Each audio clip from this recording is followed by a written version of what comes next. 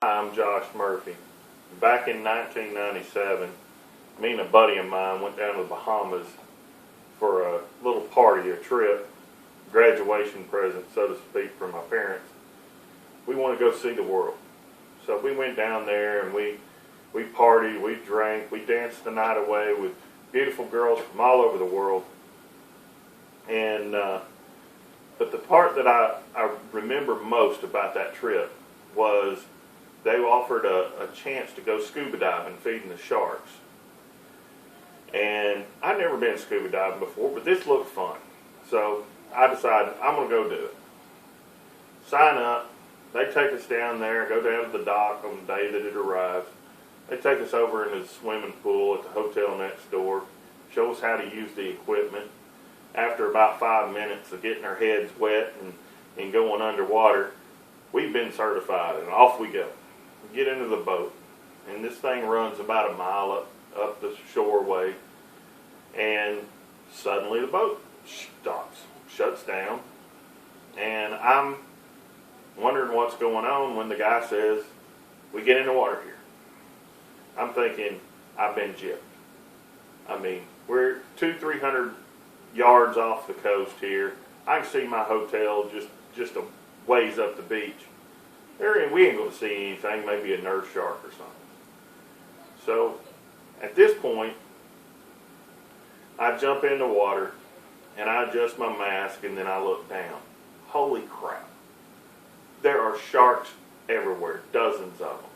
Nurse sharks, black tips, Caribbean reef sharks, even a couple of hammerheads, swarming all underneath us. We're in about 50 feet of water, so we go down to the bottom and swim over, and they've got a big dive tank sitting on the bottom. We sit down and we start watching these sharks swim by, even get to touch a couple of them as they swim by, carefully.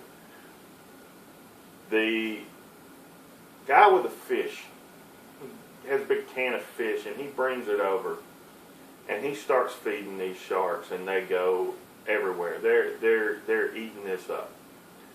And then all of a sudden, this huge, big 8-9 foot Caribbean reef shark comes swimming in like a torpedo at attack speed, heading straight for the guy with the fish can. At this point, this guy sees this shark, and he knows something's wrong.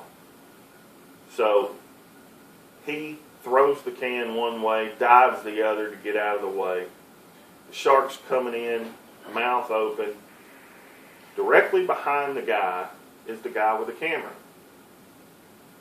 The guy who had videotaped most of our experience up to this point, and this shark is heading straight for him.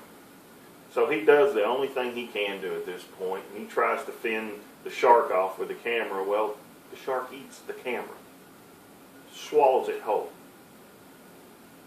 A couple seconds later, he spits it back out. The guy, the cameraman, picks it back up, shakes it all off, starts videotaping. We go out and get on out of there. Slowly go back to the boat and get back in the boat.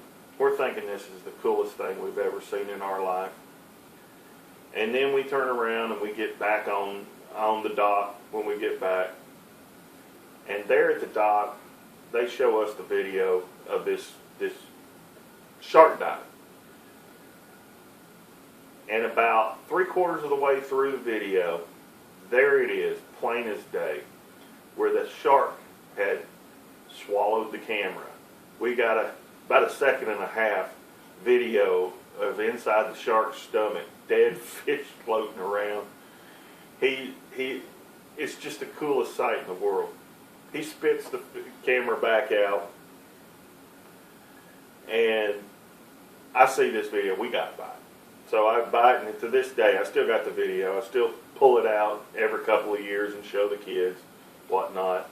Prove that old Dad was at least done something cool once in his lifetime.